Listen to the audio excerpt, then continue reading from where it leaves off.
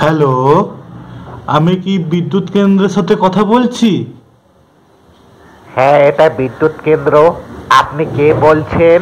Sir, বলছি যে 5 মিনিটের জন্য স্যার লাইনটা কেটে দিন না স্যার, খুব ভালো হয়। পাগল টাগল হয়ে গেছেন নাকি? কেন আমি 5 মিনিটের জন্য লাইনটা কাটবো? স্যার, এই প্রথমবার গার্লফ্রেন্ডের সঙ্গে দেখা করতে এসেছি।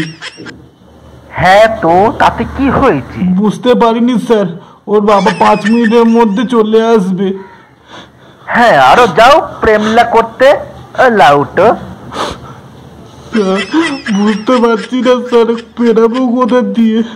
ওর বাবা খাটের ওপর বসে আছে আর আমি খাটের তলায় লুকিয়ে। স্যার স্যার প্লিজ স্যার, 5 মিনিটের জন্য লাইনটা কেটে দিন স্যার, খুব ভালো হয়।